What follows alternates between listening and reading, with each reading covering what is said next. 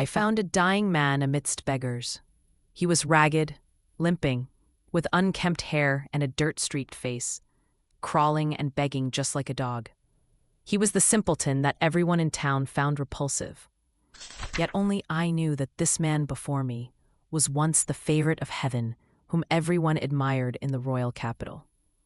Once a proud and handsome young man riding his horse in splendid attire.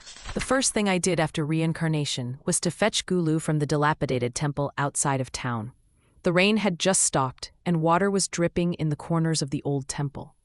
A man lay on the ground, his clothes tattered, hair spread, and his dirty face almost unidentifiable. His body was covered in blood, and he was barely breathing. A group of beggars huddled near a bonfire not far away, placing noisy bets on when he would take his last breath. A few hard buns were on the ground. Nobody cared whether he was alive or dead. They just enjoyed the spectacle. Even though Gu Liu was barely alive, they were the ones who had driven him into this state. Just a day ago, when a group of them were begging on the streets, a bully insulted a respectable woman. They were outraged and called for Gu Liu to stop him. But as soon as Gu Liu stepped forward, the rest of the beggars scattered. Only Gu Liu was captured and beaten half to death. All these beggars did was lure him into a trap for their entertainment. Gu Liu lay by the roadside, battered and bruised, for half a day. A patrol officer thought he tainted the neighborhood's image and had him thrown out of the city. On that day, amidst the pouring rain, Gu Liu, barely conscious, mustered his last bit of energy to crawl back to this decrepit temple, only to fall into a heavy fever and the depths of unconsciousness due to severe injuries. He lay in a dank and dim corner, his body tattered, while rats awaited his death to feast on his corpse, and the beggars watched with cold, unused eyes. No one would have imagined that not long ago he had been the brightest star of the royal capital, the young man who once rode in splendid attire. If it were not for him falling from grace, Gu Liu was once the highly esteemed crown prince. Gu Liu was once the highly esteemed crown prince of the imperial city. His father, once a mere insignificant prince, received the assistance from Ye, the daughter of a great general back then, to ascend the throne and become the ruler of the kingdom. In her youth, for the sake of the emperor, Ye personally went to battle together with her old father, contributing to his success. In the process, though, she got injured. Hence, she bore only one child, Gu Liu, in this lifetime. The emperor, indebted to the queen for her grace, didn't take in any concubines or wives. This became a widely known and praised tale amongst the people. Since his childhood, Gu Liu was designated as the crown prince. As the emperor's only heir and the only sprout in the palace, he inevitably grew up basking in extreme affection and admiration. He himself did not disappoint. Being well-versed in both literature and martial arts, he was exceptionally brilliant in all fields, and was deeply loved by the common people and court officials. Even I, residing in this remote border village, have heard of the impeccable crown prince in the imperial city. A young man, dressed in bright clothes, defiant as a horse, with a famous sword reflecting frost. The sound of hooves passing by invited waves of blushing sleeves. Flowers adorned with brocade, flames boiling oil. A person who was flattered and fawned upon like the moon surrounded by stars. Until a few months ago, when the emperor discovered the Ye family plotting rebellion. The centuries-old Ye family was exterminated overnight, and Ye, his beloved queen for over a decade, was put into the cold palace and committed suicide by swallowing gold. Ulu's position as the crown prince was abolished. He was degraded to commoner status and exiled thousands of miles away.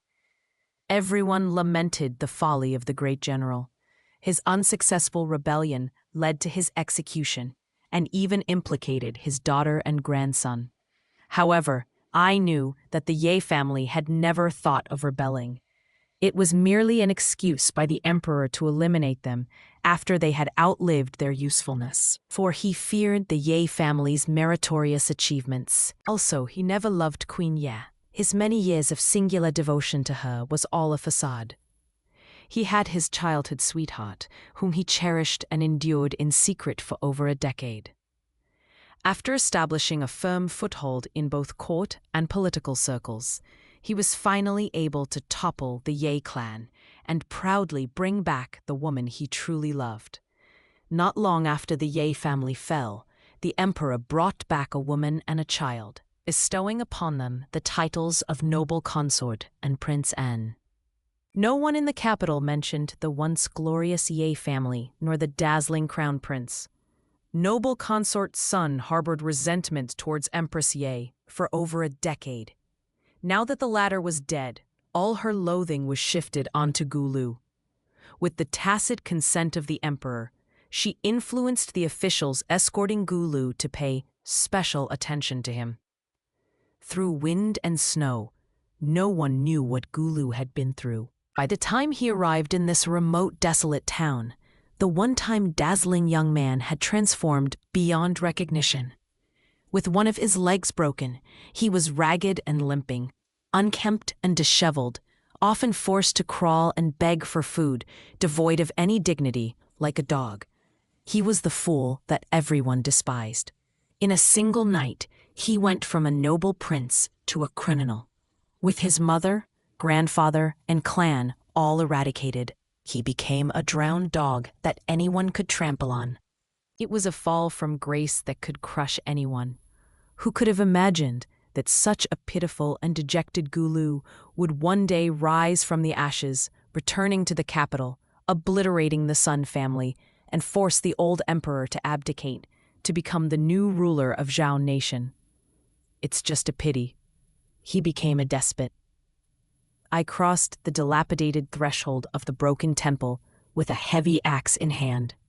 The moment I walked in, a group of beggars turned their heads uniformly, catching sight of me, a girl alone. They laughed maliciously. Ignoring their gazes, I walked straight to Gu Liu's side. Without expression, I stepped on a mouse's tail and used my axe to split a few of the rodents into pieces. The splattering of gore painted a nauseatingly grisly scene on the ground. Upon raising my head and returning my emotionless stare to the beggars, the group stayed deathly quiet, shrinking their heads and daring not to move haphazardly.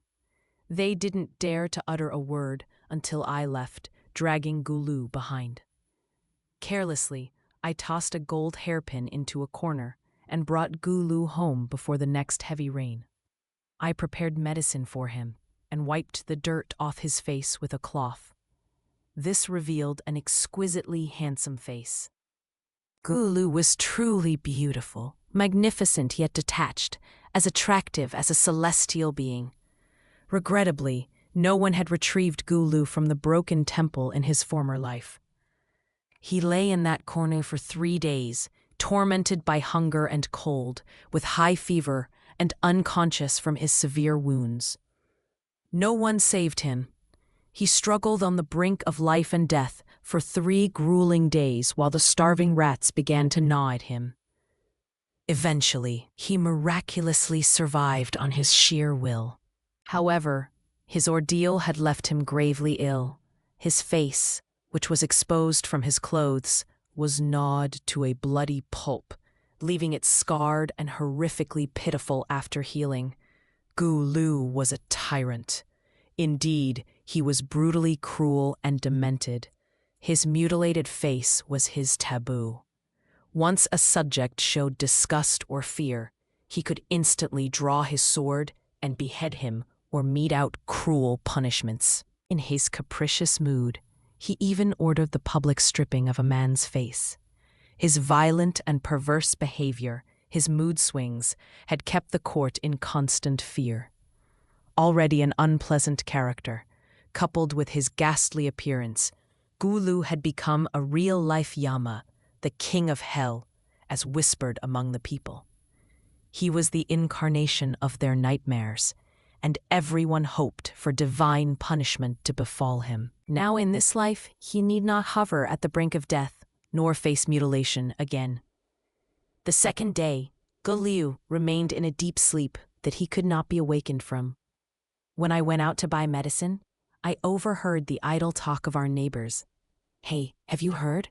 Today, the county magistrate sent out a bunch of law enforcers, arresting all the beggars outside of the city and throwing them into jail." "What happened?"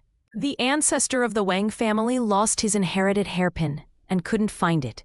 Yesterday, a beggar stealthily pawned it at the pawn shop, but was recognized by the shop owner, who reported it to the officials. I bet those beggars did it, or why wouldn't they directly return it to the Wang family for a reward? They're so bold. The Wang family holds great power.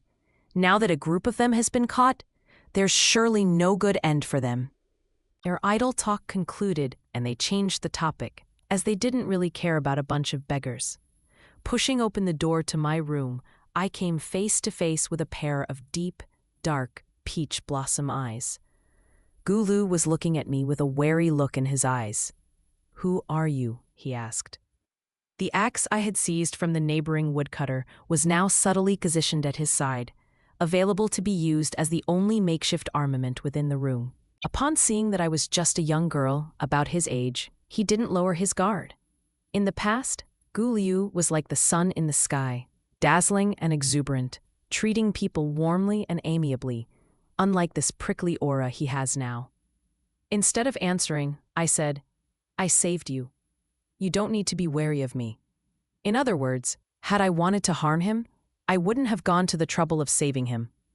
Whether Gu Liu believed me or not, he asked, "Why save me?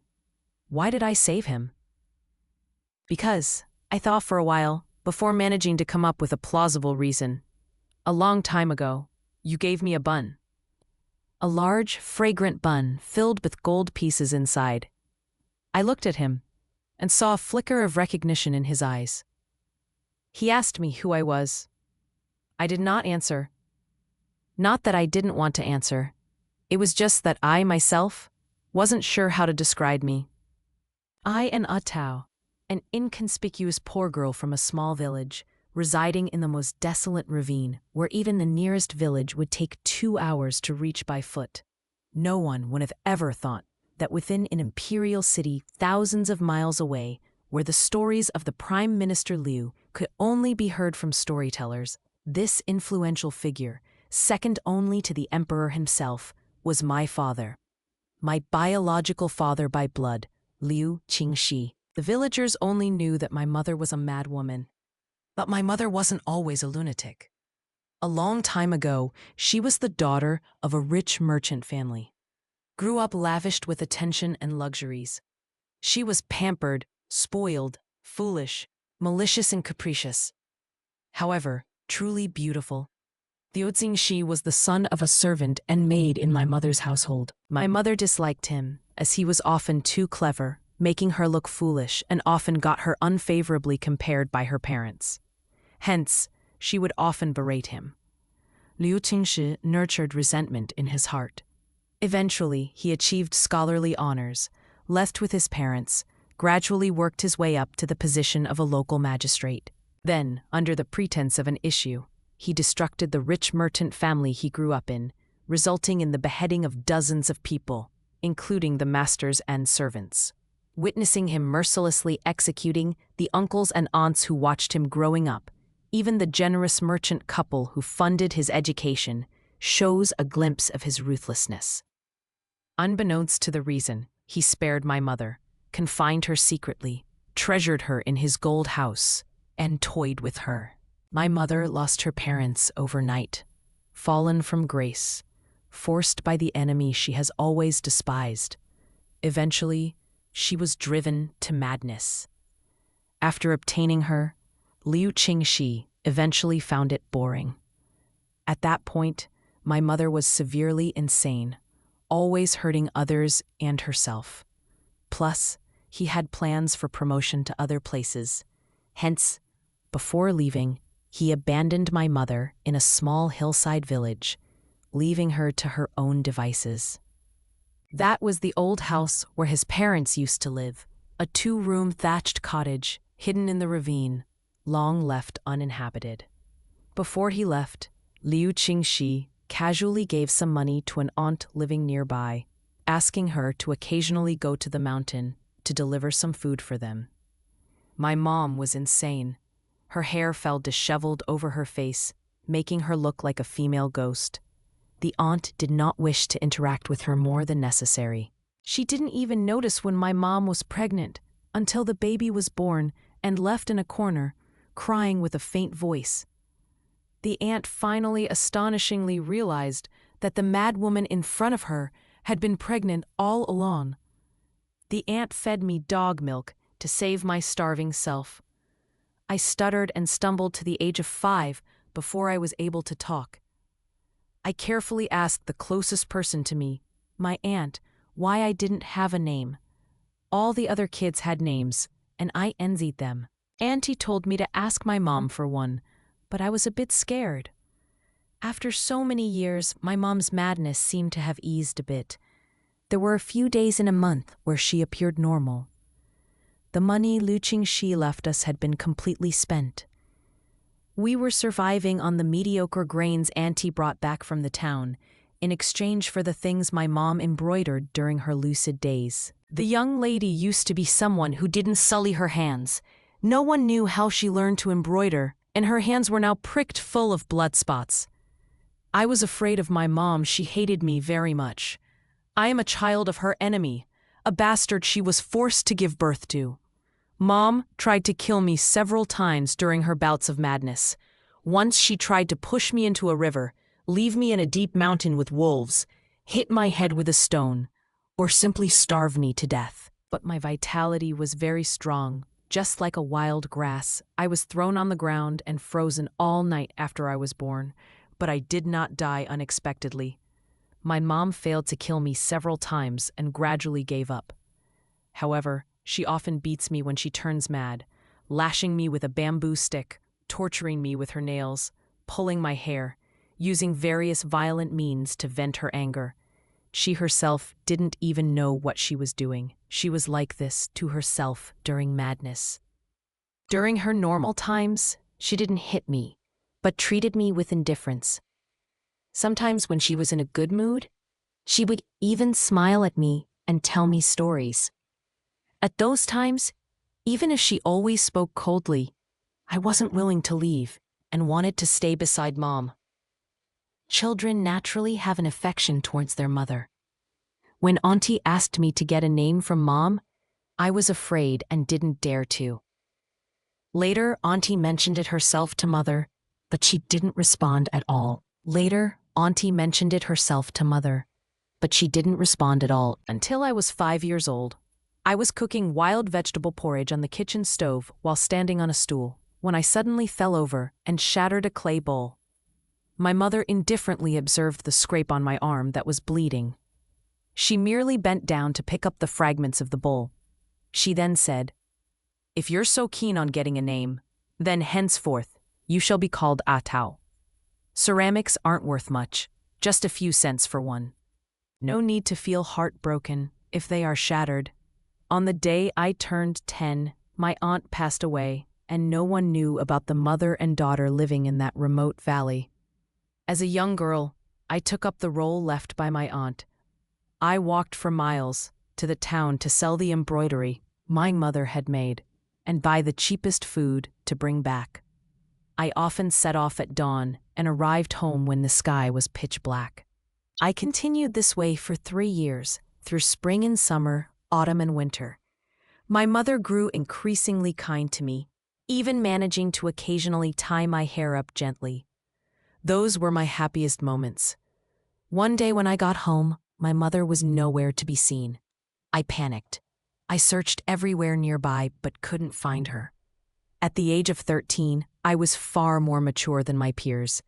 I discerned traces left behind by a nearby hunter, which indicated his visit. Although he was labeled as nearby, he lived at a significant distance. Half a year ago, the hunter had settled down there.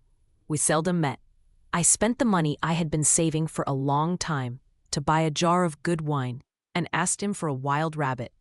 I gave him the wine to express my gratitude. He accepted the wine joyfully, without reminding me that the value of the wine greatly surpassed that of the rabbit. After the hunter got drunk, he revealed my mother's whereabouts. It turned out that he had seen the beauty beneath my mother's disheveled hair. It amazed him, and he tried to force himself on her. My mother fought back and injured him. He, in his anger, tied up my mother and sold her. She was bought by a merchant and possibly taken far away. My mother was indeed beautiful. The hunter bragged about the hefty sum of money he received for her. I calmly picked up his axe and, stroke by stroke, personally killed him. I dragged his body to a distant, wolf-infested forest and cleaned up all traces of my presence. Killing a person for the first time, my hand trembled all night. The next day, villagers who went into the mountains to gather herbs found the muscular man eaten by wolves and warned everyone about the dangerous wild beasts. I sold everything in the house that could fetch a price, scraping together some funds. I then indulged myself with several cakes and set off in search of my mother. It was a time of drought and many places were undergoing famine, some to the extent where there was cannibalism. I passed through one such disaster area, and all the money and cakes I had with me were looted. I wiped the dust off my face and did not dare to fight back. My mother was strikingly beautiful, with beauty that could be called unparalleled. I was not far behind her. I feared someone would scrape the grime off my face. I traveled from place to place, tracing clues until I reached a bustling and prosperous city, a sight drastically different from the disaster zone. I was all dingy and tattered, with no food on me. I was forced to beg for food while walking, discarded my dignity, all just for some stale bread. Yet, I was too weak to compete with other beggars and famine victims. Close to dying of hunger, I stumbled into a lavish carriage during a moment of haziness. The coachman reacted immediately, lashing a whip at me and cursing arrogantly. "Where did this beggar come from? Are you blind? Can you afford the penalty for disturbing a noble?" Whipped to the ground, a streak of blood on my hand, I instantly sobered up. Seeing the luxurious carriage in front of me, I realized that I was finished. I might be beaten to death today and dumped in a mass burial ground. The coachman was about to whip me again when he was stopped. An elegant, pale hand gently held his whip. The moment he emerged from the carriage, his clear and pleasing voice fell into my ears. "Don't beat her," he said. At that moment, I really wanted to cry. Since I can remember, I suffered so much. But never once did someone gently say, "Don't beat her." It's just a simple phrase. That was the first time I saw Gu Liu. The youth stood beside the towering steed, dressed in pristine white, luxurious and dazzling. His ethereal beauty was like jade, and his profound eyes were watching me from above. Unlike the carriage driver who was being condescending, the noble himself did not show any arrogance of the superior, but instead spoke in a gentle tone. He ordered his follower to buy a big, fragrant bun and gave it to me personally. I took the bun, staring blankly at him. At that time, I didn't know his identity. I only knew that he was a rare nobleman. My fingertips trembled. Suddenly, I knelt at his feet, clutched a small part of his robe, and audaciously halted his steps. With tears flowing from my eyes, I looked up at him in a pitiable manner and pleaded, "Please, gentlemen, save this girl's life." I tried to get his attention with an exaggerated statement, then explained the reasons and consequences, mentioning that I could not find my mother and I didn't want to live anymore. He seemed to be a nobleman with a kind heart, and I was gambling that he would be willing to help me.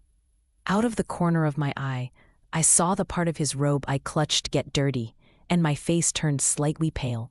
In times of chaos, life was cheap, and my life wasn't worth as much as the nobleman's robe. It was a risky bet. If I annoyed him, I could die. His eyes, as dark as ink, stared at me. He stepped back, pulled out the piece of robe I clutched, and from a safe distance commanded, 15, go help her find. He was willing to help me. Then he got on the carriage and disappeared into the crowd. A seemingly insignificant matter like mine was of course not worthy of a noble's direct attention. But he was indeed kind-hearted, leaving a personal guard with me. At that time, I was only 13 years old, having lived in a small mountain village all my life. I hadn't interacted with many people, nor had I seen much of the world. Yet, relying on my instinct and slightly higher intellect compared to my peers, I taught myself to fake tears, show weakness, and appear pitiful. Perhaps to the me then, I indeed possessed an unusually high talent and courage. But looking back now, I was too naive and immature. In the eyes of Gu Liu, then the crown prince, my little tricks must have seemed clumsy, artificial, and ridiculous. But he still left his most trusted guard to help me. Number 15 indeed deserved to be the one who had grown up with him since childhood and was the most trusted and capable. He managed to find my mother's whereabouts in less than 2 hours. If it were up to me, I might have starved to death on the street without getting a chance to see my mother again. They were different. They had power and influence. Even the highest official in the city had to obey their commands. As expected, my mother was sold to a brothel and became the most treasured property of the old madam. However, she was driven mad again due to shock, injuring several clients in a row. She hadn't really started serving clients yet. The old madam of the brothel was gradually losing her patience and was using private punishment to tame her. Upon seeing me, the old woman's eyes lit up like a lantern. To me, who was so dirty and smelly that even dogs would avoid, she couldn't help but exclaim, "What a beauty in the making!" When she wanted to grab me, 15 drew his sword and cut off half of her long nail guard, throwing her a piece of gold. Redeeming a person. Had the sword's edge deviated a bit, it would have been her hand that was cut off. The old madam dared not stare at me anymore. Hearing that somebody wanted to buy my mother, she didn't dare to ask more. The people in the brothel were quite keen at observing others. They knew who couldn't be messed with. The prince had concealed his identity to inspect the disaster-stricken area. It was just a passing visit here. The carriages and horses provided by the local officials, along with the guards, who were the crème de la crème among people, were all different from the temporary coachmen. With a round face and round eyes, number 15 had a charming smile that showcased his cute canines and radiated with a sense of kindness. But when needed to be stern, he would not falter. This character of his had been honed from his time spent serving the prince. Together, we stormed into the prison. The sight of the imprisoned beauty, bound, struck him with a great shock. He never thought the filthy little beggar's mother was such a stunning beauty. Then he turned his head and studied the filth on my face, a look of realization suddenly dawning in his eyes. Before departing, he handed me a dagger and caressed my head. "Little less. Keep it to protect yourself." His colleague, who had been seeking him, widened his eyes and said, "That's His Highness. That's the young master's most treasured short blade. You've pried off the embedded jewels to give it as a gift. Aren't you afraid of being beaten by the young master?" Though he said this, he did not try to stop his comrade's actions. Number 15 laughed and replied, "Of course I am. That's why I need to run." And with that, he really did run off. The other man chased after him, both of their figures disappearing in the crowd. I stood there, studying the simple but sturdy dagger in my hand. The handle, once adorned with priceless gems, has all been pried off, only leaving a pure black handle and a silver-white blade, refracting a cold glow. A splendid and prestigious dagger in the hands of a little beggar is a curse rather than a blessing. A seemingly ordinary yet deadly sharp dagger, on the other hand, could truly serve as a tool for self-defense. As innocent as I was, I worried for the cheery, big brother-like guard for a long time, fearing that he might be punished. It was only later that I realized, if the prince hadn't allowed it, who could give away his things? A bun he had personally handed me. I truly wouldn't eat it, keeping it close to my chest, feeling the warmth. When my mother wanted to eat it during our journey back, I broke open the cooled bun, only to discover pieces of gold inside. Brand new and beautiful pieces of gold. He was in a high position, yet he sympathized with the sufferings of the world. Such a good man, Gu Liu. I only met once, appeared briefly in my life, but left a profound, colorful impression. I may be heartless, even forgetting the face of my benefactor. The face of the young man on a white horse with a golden saddle slowly blurred in my memory. But I always remember those slender, jade-white hands giving me a bun. A large, fragrant bun with gold pieces hidden inside. This incident occurred before my rebirth. Gu Liu, in this life, has also experienced it. So when I say that saving him is a way to repay his past kindness, it's completely reasonable. He seemed to believe me. However, he was reluctant to stay in my home. When I came back from gathering herbs, Gu Liu was nowhere to be found. I looked for him in the places where he frequently appeared. After several days of hiding and avoiding me, Gu Liu wasn't willing to mix with me. But I am persistent. I insisted on finding him, following him, even though he ignored me, showing an unwelcoming cold face. Until he was dragged by a group of good-for-nothing playboys to a racecourse, where he was kicked by a horse and passed out right on the spot. I kept waiting until that group finally left, and then picked up the ragged Gu Liu to take home again. This time, Gu Liu took a long time to come to. And when he saw the familiar run-down hut and expectedly saw me, his chapped, thin lips moved, and after a long while, he said, "Next time, don't save me." Holding a piping hot bowl of medicine, I blew on it to cool it down and replied nonchalantly, "Okay, but first finish this medicine." Clink. He didn't take it, raised his hand, and knocked the medicine bowl over, struggling to get up and leave. I watched him walk 2 steps before he fell on the ground again, clutching his heart. His handsome pale face writhed in pain.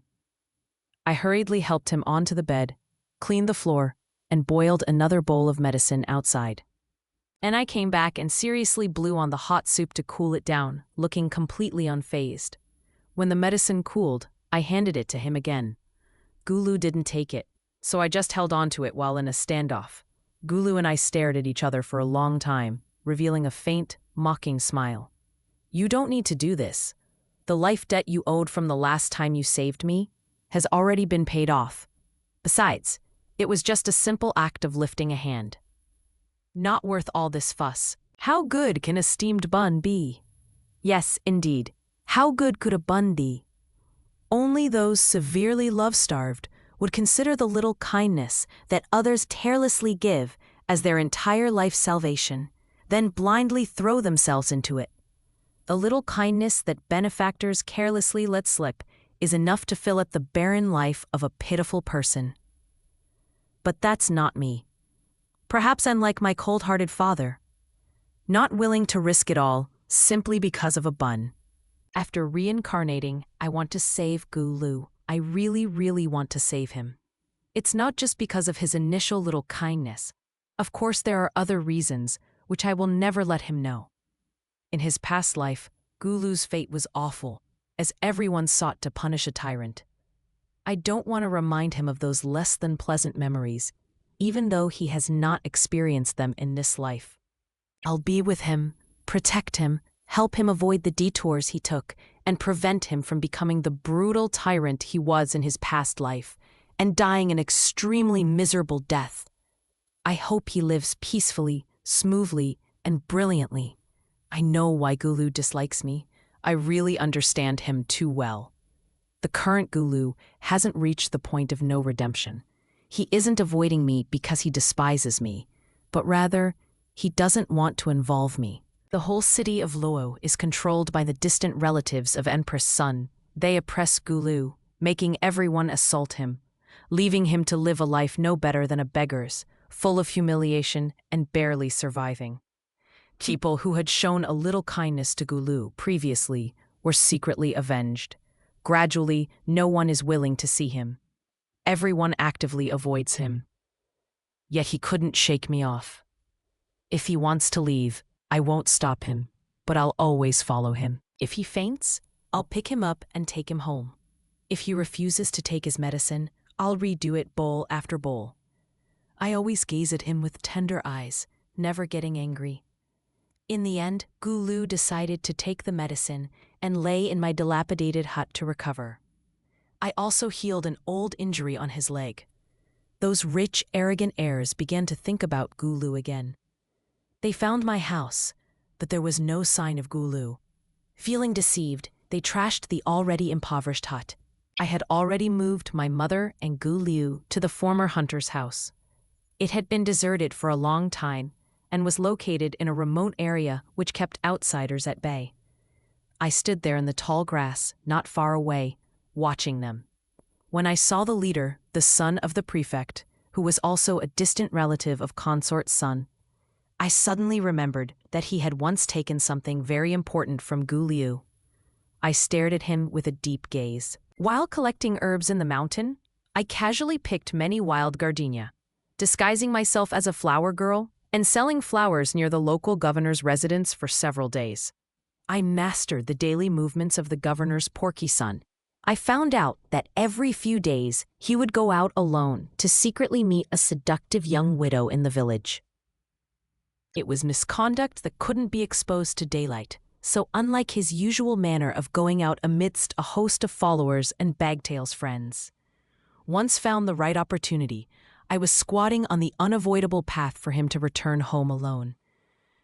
I leisurely pinned several white wild gardenias in my hair, washed the medicine off my face in the stream beside the road, lifted up the hair that covered most of my face, and offhandedly glanced back. I met with the stunning stare from the fat pig.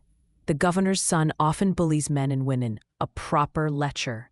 His first reaction, of course, is to rush over to catch me. I looked dizzily panicked and began to flee. After running, somehow I reached a more deserted place, and the fat pig was not far behind me, shouting at me to stop. I really did stop there.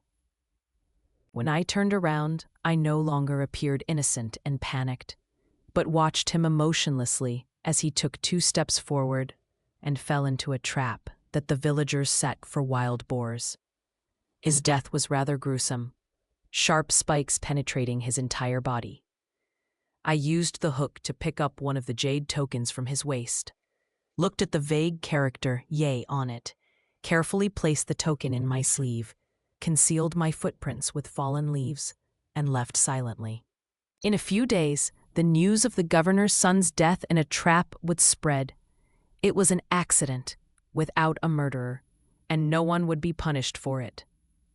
As for why he would run to this remote place, perhaps he's done too much evil and encountered a vengeful ghost. Returning by the same route required passing the city gate. In order not to leave any traces, I took a far-off route, climbed several mountains to return home. On the way, I tripped and got hit in the leg by a rolling stone. The stone was pressing on my foot, oozing blood, but I didn't care about my own pain. Once again, I flipped out the jade token, made sure it wasn't dirty. Only then did I heave a sigh of relief. This is something that Gu Liu's mother left for him, the only keepsake his mother left for him, something very, very important. When Gu Liu was first exiled to Luo City, the group of people who saw him being beaten were subconsciously protecting this jade token, intentionally snatching it. They scoffed at him, carrying it on their own waist right in front of him. Now, I've taken it back. The night was gradually deepening. The sounds of wild beasts lurking nearby could be heard. I was still thinking of ways to escape. A light from a fire in the distance swayed and approached. Gu Liu held a torch in his left hand. His right hand held the axe. He looked at me from a distance, lips pressed tightly together. Then, he raised his hand, and with a single swing of his axe, felled a tall bamboo next to him. The thick bamboo body, along with its leaves, crashed beside me with a loud crackle. A few low growls of wild beasts abruptly sounded. I glanced and saw shadows scared off in the dark. Originally, unbeknownst to me, several wolves had crept behind me. Gu Liu quickened his pace and arrived at my side, seeming a bit angry. "Why aren't you home at this late hour, instead staying up on the mountain?" I didn't answer, instead surprised. "How did you find me?"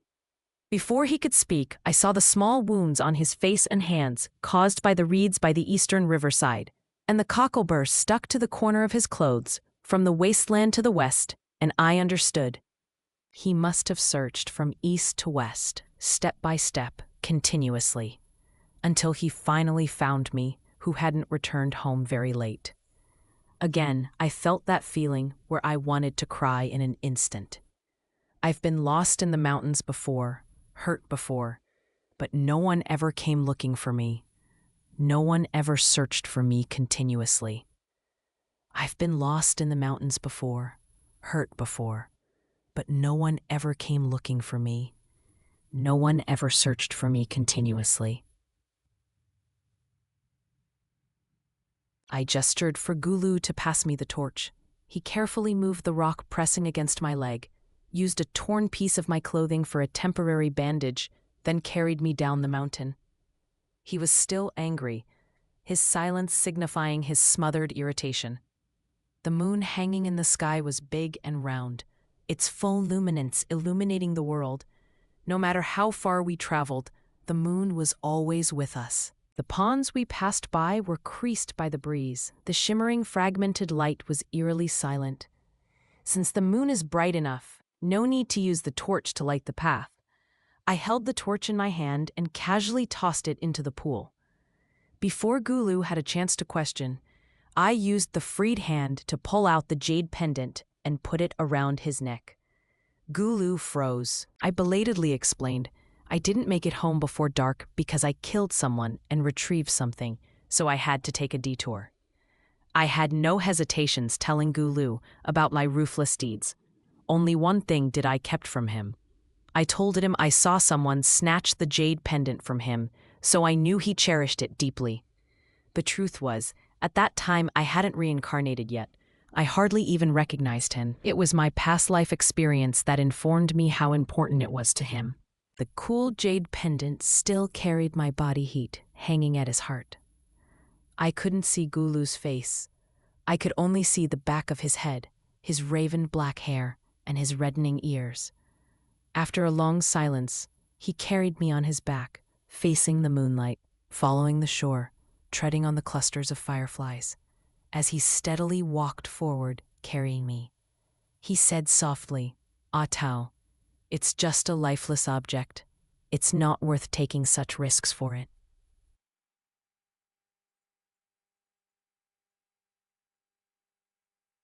I of course know it's just a lifeless object, but this lifeless object is the only keepsake left by Gu Liu's mother.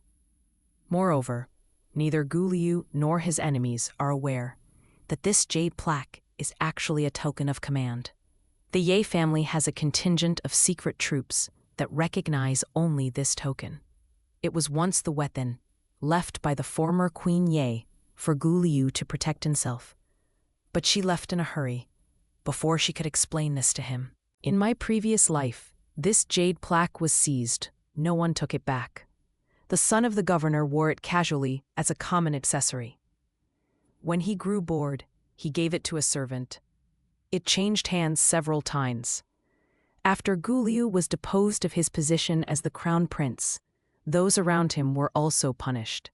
Many of them were exiled to Luo City, but Gu Liu was isolated and could not see any relatives. 15 was working as a laborer in a distant military camp. He accidentally saw Gu Liu's jade plaque being used as a gambling stake for a drinking game.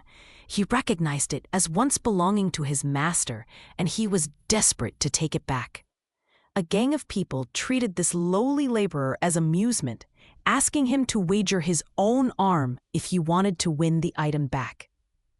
Without hesitation, 15 let them cut off his arm. He won the jade plaque while bleeding, holding it tightly in his remaining hand. However, the crowd was not willing to lose.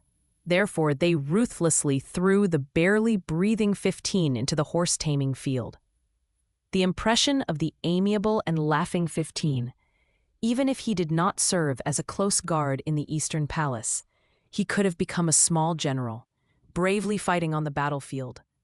Even if he died, he would have died gloriously amidst the enemy.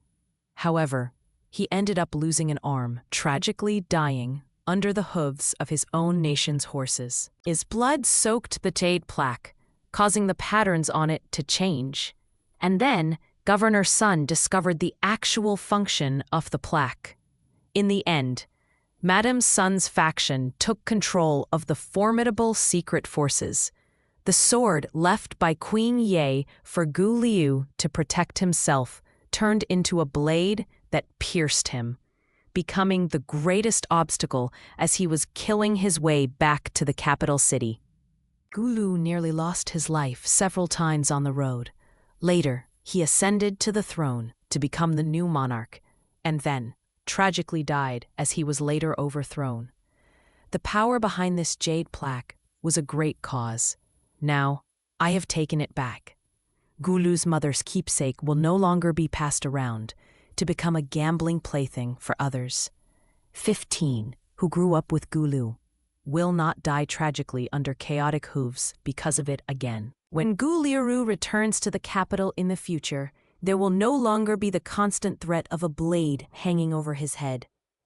The lethal blade has returned to the hands of those who should wield it, pointing at the enemy who should be stabbed. The night wind blows, and it's a bit cold. I pseudo my arms around Gu Liu's neck, gently nestling against him for warmth.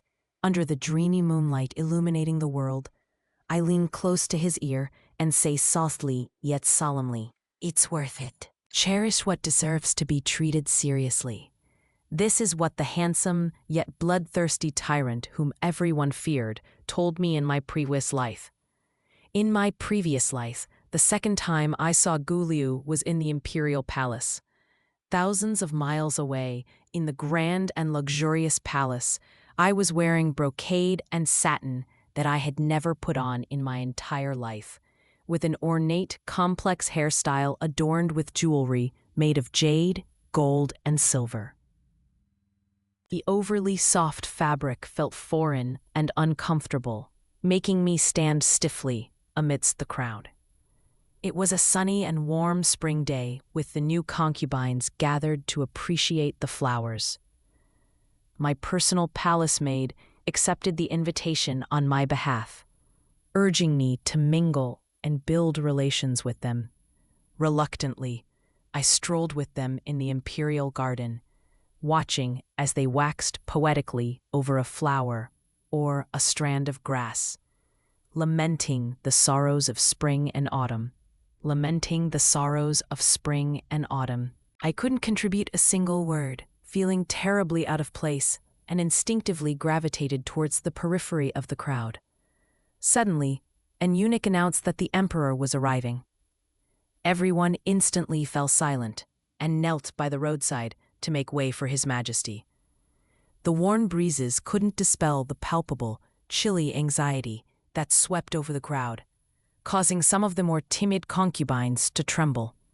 It wasn't surprising seeing them so frightened. Even having grown up in a distant small mountain village, I had heard tales of the new emperor's brutality and ferocity.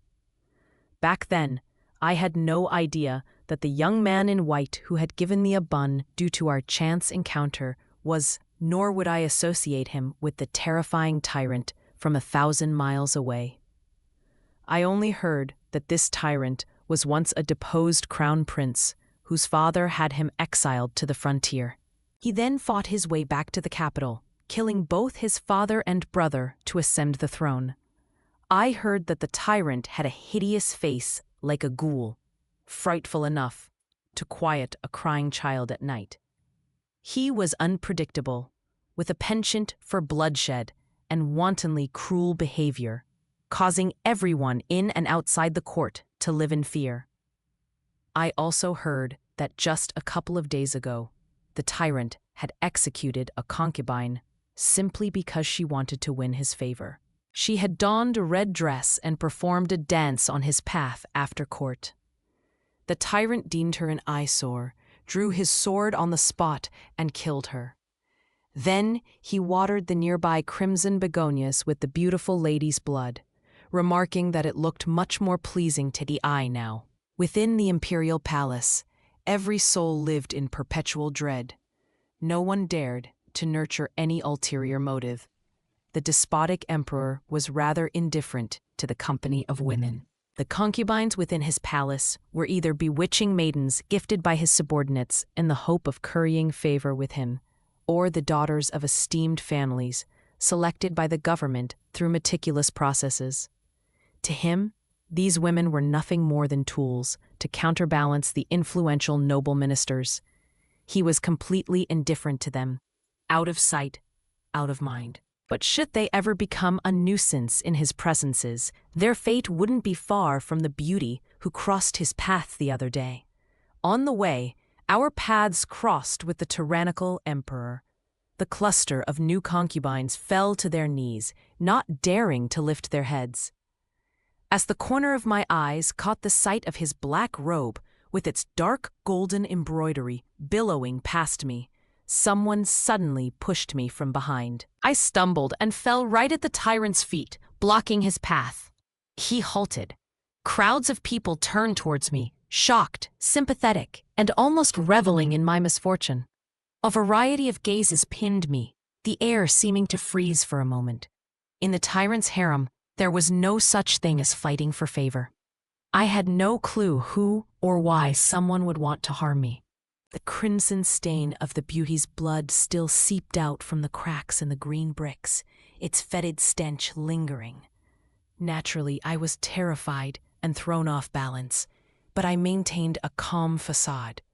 I looked upwards, along the dark gold dragon patterns of his black robe, at the man everyone feared, the despotic emperor in flesh. Rumors hadn't been wrong. His face was scarred with repulsive pits and marks, making him look like a hideous ghost. Enough to churn one's stomach. Beneath the scars was a pale face with deep black eyes. An inherent oppressive aura surrounded him, carrying a faint whiff of bloodshed. He was also staring at me. At the side, a pampered concubine burst into tears, scared witless. The tyrant's gaze shifted towards her. His expression unchanged, he issued a casual command: "Kill her." Amidst the high-pitched screams of the terrified woman and the clank of the armor of the approaching guards, the despot looked at me and asked, "What's your name?" Cautiously, I replied, "Your subject is named Liu Xian." With his icy hand lifting my chin, he peered into my eyes. His voice carried a hint of ridicule. "Liar." When Liu Qingxi arrived, he carried a bundle of thorns on his back, feigning remorse. What hypocrisy. It reminded me of when I first met this man, my biological father, half a month ago. He wore a pretense of paternal love, assuring that he wanted to take my mother and me home. This year was the first of the Jiahe era, with turbulent changes in the distant imperial city, yet peace and tranquility never left our small mountain village. This marked our 18th year living in the deep mountains, surviving on our own. I secretly learned embroidery from my mother, emulating her in the craft. We worked for the cloth house, embroidering items to sell for money. I saved a hoard of coins unbeknownst to her and bought a fragrant rice cake from a street vendor. Enthusiastically, I carried it home, hoping to surprise my mother. But when I returned home, she was gone. Sitting by the worn-out table in our house was a man dressed in grand and luxurious clothes. He smiled politely, exuding a sense of paternal love. "Do you recognize who I am?" I watched him with caution, opting not to engage. Undisturbed, the man continued, "I am your father, the current prime minister. I have come to take you and your mother to the capital." Of course, I knew he was my biological father, whom I had never met before. It was apparent from our strikingly similar features. However, I didn't care who he was or why he was here. All I cared about was, "Where is my mother?" He avoided my question and instead presented numerous treasures, claiming they were gifts for our first encounter. He planned to whisk me away immediately. Luocheng is too remote, and the journey to the capital will take quite some time. We should start our journey tonight. A poor village girl from a small mountain village would be exceedingly thrilled upon the sudden revelation that she was a high official's daughter. Her birth father was not only tender and affectionate, but also presented her with precious gifts upon their first meeting. There should be no reason for her to refuse. However, that poor village girl was me, never one to play politics, stubborn and impervious to advice. I only cared about my mother's well-being and wasn't willing to leave with a stranger out of the blue. The man finally lost his patience, ripped off his friendly facade, and with a cold face, half filled with anger and half with threat, he warned, "Your mother is already on her way to the capital city. If you want her to be safe, you better behave." He had me forcibly taken away. A group of people made a mess of our small cabin. My rice cake, which I had saved for a long time to buy with copper coins, was thrown on the ground and unknowingly stepped on. The once white cake was covered in dirt and was disdainfully kicked away.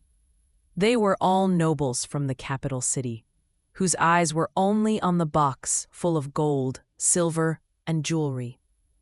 No one cared about this decrepit house leaking in the rain, or the coarse, cheap cake that I barely afforded. I indeed saw my mother in the Liu family mansion in the capital city. Liu Qingxi only allowed me to have a brief glance before he pushed me away. I was placed in a secluded courtyard where I didn't meet many people. However, from the hints given by the servants, I gradually pieced together my own situation. Years ago, Liu Qingxi left my mother to fend for herself in a mountain hut, went elsewhere for his mission, then climbed the ladder of success through examinations and promotions. He ended up winning first place in the imperial exam, married a lady from a noble family, and smoothly ascended to the position of prime minister. Later, Liu Qingxi proposed to the noble lady and consistently refused to take concubines, focusing only on his wife. His wife had an accident and fell into the water when she was pregnant, resulting in premature birth of a daughter and damage to her body. Thus, she couldn't bear children anymore. But he still stayed faithful to his wife and showered boundless love on his wife and his legitimate daughter. This indulgence was well known to all. Everyone praised Minister Liu for his devotion and admired the luck of Lady Liu for having found such a good husband. Later, with the change of power, a tyrant ascended to the throne, and the Ministry of Household began a wide selection of beautiful women. As the legitimate daughter of the Prime Minister, she was naturally included in the list. That legitimate daughter was named Liu Xiyan. Liu Qingxi traveled overnight to the remote Luo city, kidnapped my mother, using her to threaten and restrain me, forcing me to enter the palace on her behalf. Liu Xiyan was a premature infant, frail and often ill since childhood. She spent most of her time recuperating in a cottage in the suburbs, with few people having seen her. We looked somewhat similar. Therefore, to deceive and substitute in her place would be the simplest of tasks. The new emperor was ruthless, and the palace full of dangers. Liu Qingxi, who had pampered his legitimate daughter since she was little, couldn't bear for her to suffer. That's when he thought of me. See this. He was well aware of my existence. He just waited until I became of use to him, before he thought of me. But what he failed to foresee amidst his many calculations was that whilst everyone was deceived, the new emperor, upon seeing me for the first time, uncovered the trap he had set. This is indeed a crime of deceiving the monarch. Liu Qingxi kneeled in front of the palace with a burr on his back, seeking forgiveness. Your humble servant has been confused. It's all because your humble servant failed to discipline his unfilial daughter. She was found on the street side by your humble servant, looking pitiful. Hence, I adopted her. Little did I know, she coveted wealth and luxury. She took Yonner's identity card without permission, even knocked Yonner out to impersonate her for the talent show.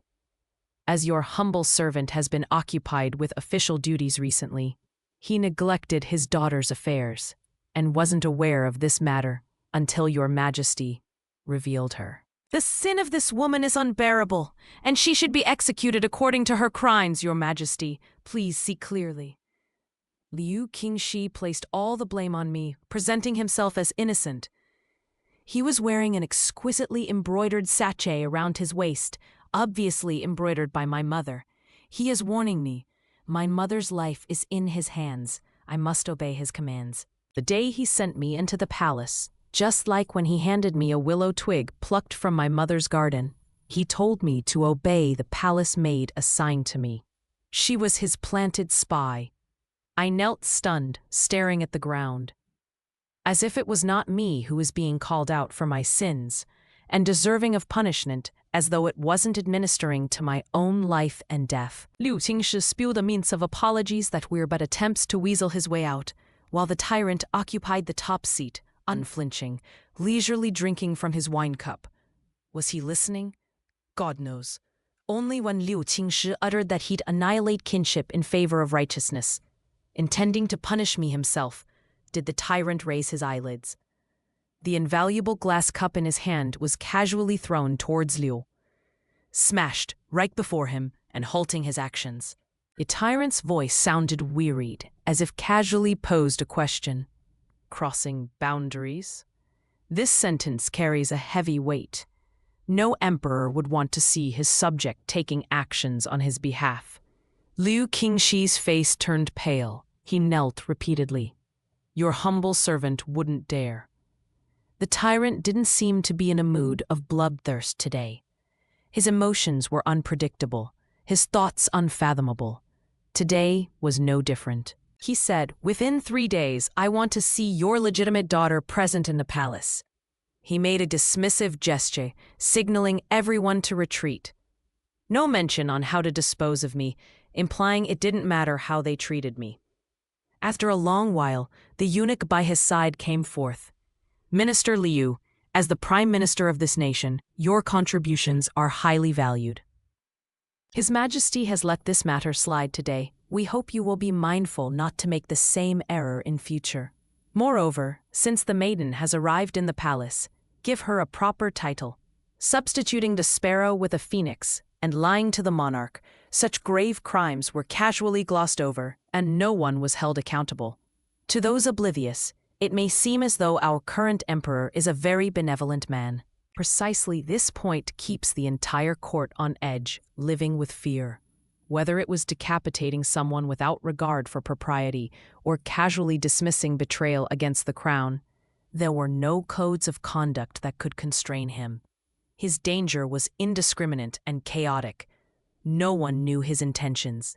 Not even an old fox like Liu Qingshi could gauge his master plan.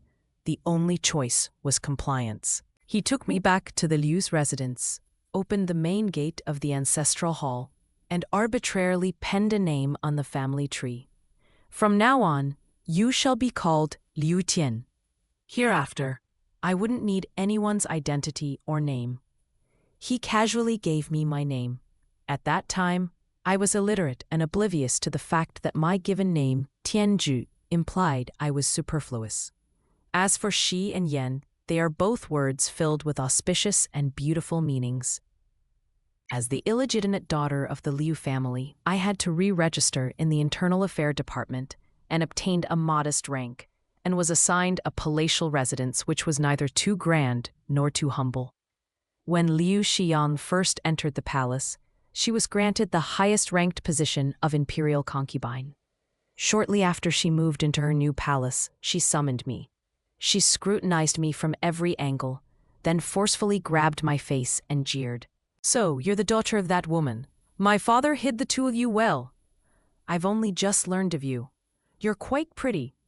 Despite many flattering my father and claiming that I am the most beautiful woman in the capital, I find the title laughable after looking at you. It seems your mother must have been an enchanting vixen." Liu Xiang may have been frail, but her personality certainly wasn't. She behaved arrogantly and unrestrained, her sharp nails digging into my skin and leaving behind glaring red scratches. casually, picked up a hairpin, and drew it across my face. Enchanting vixens. They all deserve death. Such a beautiful face should be marred beyond recognition. The hairpin pressed against my face, pricking a dot of blood. I silently watched her.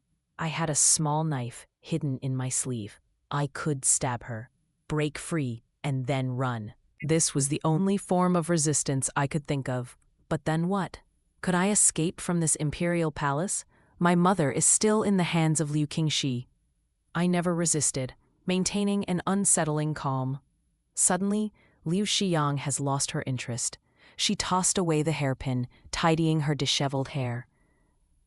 "You may leave. This palace is tired." As I stepped out, a bright and beautiful woman in white was waiting. She hurried over, concern etched on her face. "You're bleeding. This is too much." She took out a handkerchief and applied it to the wound on my cheek to stop the bleeding. Her eyes filled with pity. I don't know her. I swing aside her extended hand and take 2 steps back. She stops for a moment, then takes the time to introduce herself. She says she's my half-sister.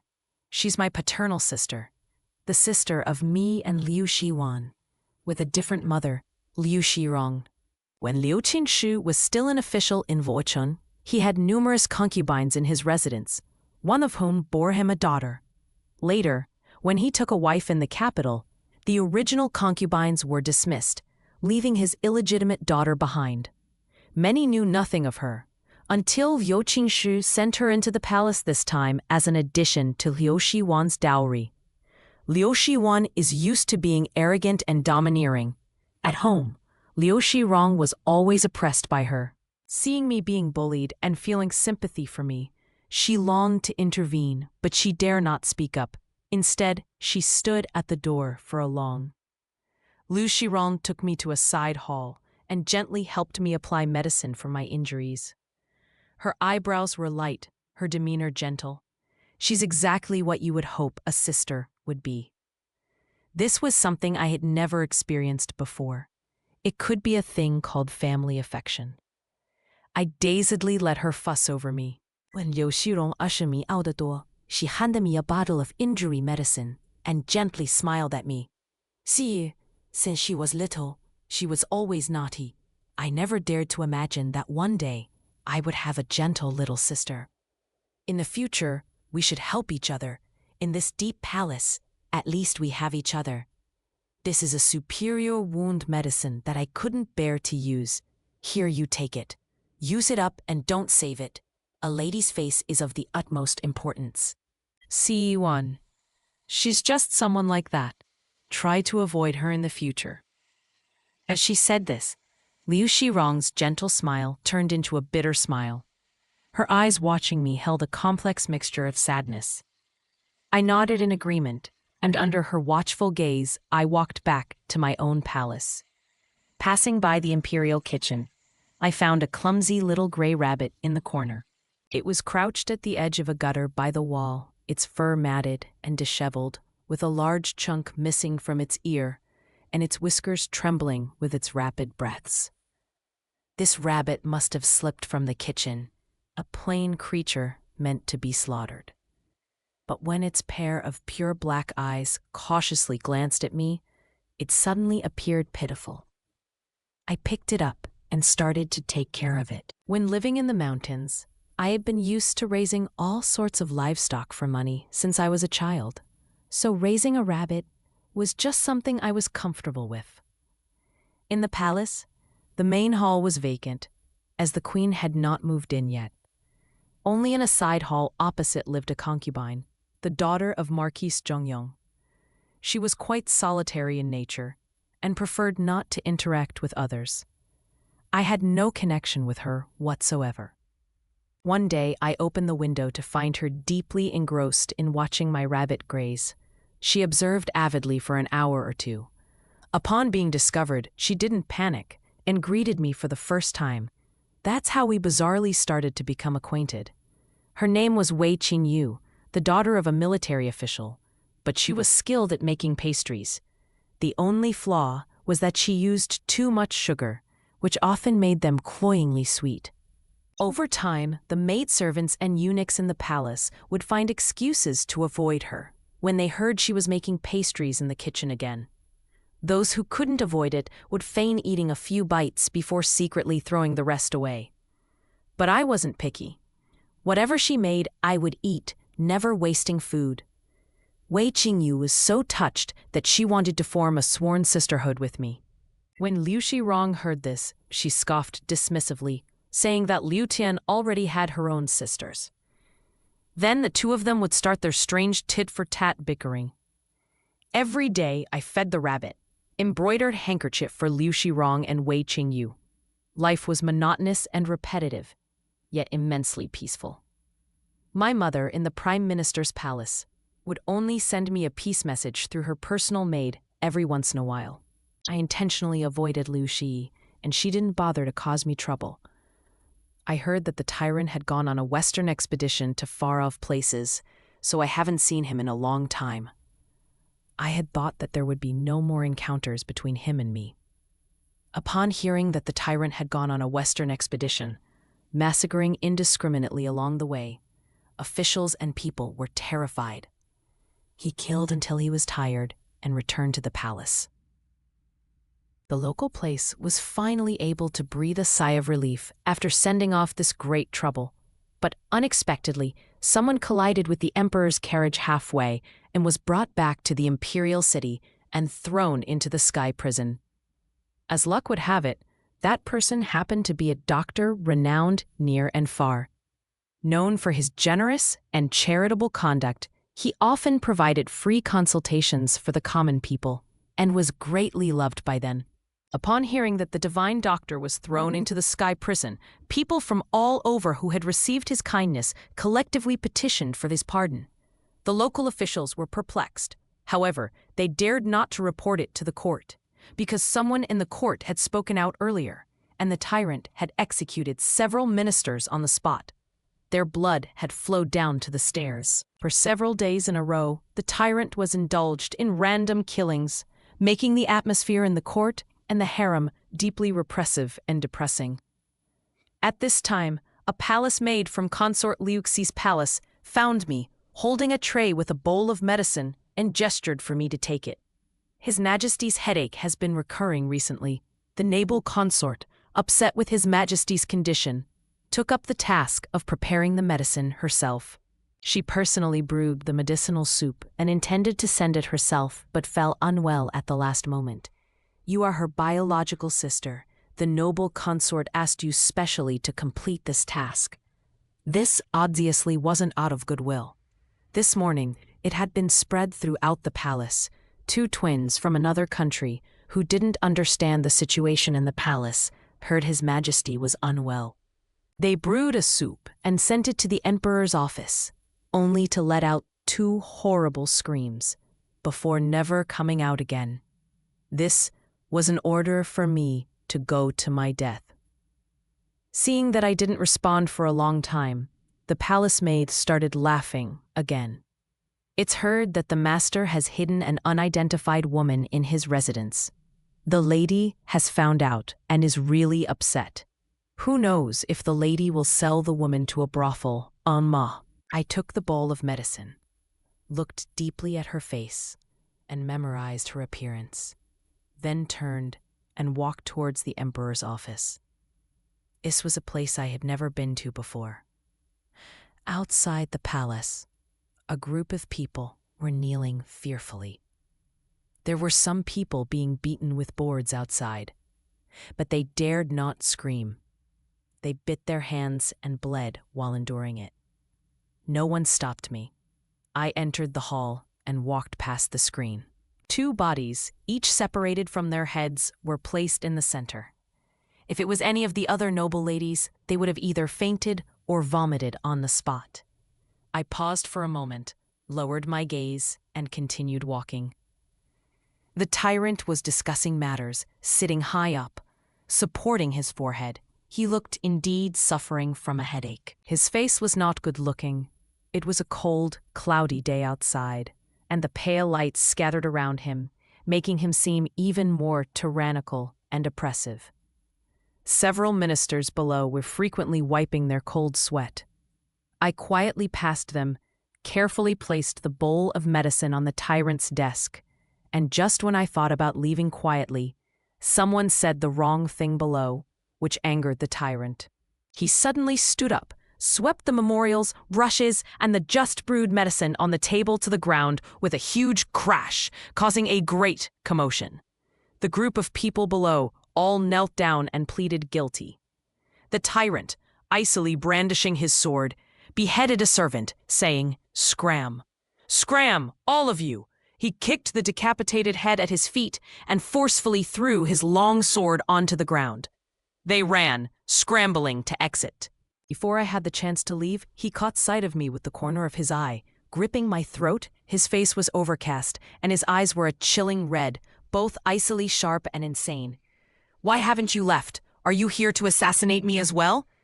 I faintly perceived that something was off about his condition, but he was choking me so tightly that I couldn't utter a word. My feeble struggles were as futile as an ant shaking a tree. My vision gradually blurred, and just as I was about to die, it was as if I subconsciously pulled out the dagger from my sleeve and stabbed it through the tyrant's hand. He let me go. I collapsed on the ground, coughing and gasping for air. It was only when I saw his blood-stained hand did I realize what I had done. The feeling of impending death washed over me, but there was no time for panic or fear, because the suffocation had left me dizzy and lightheaded. And I passed out.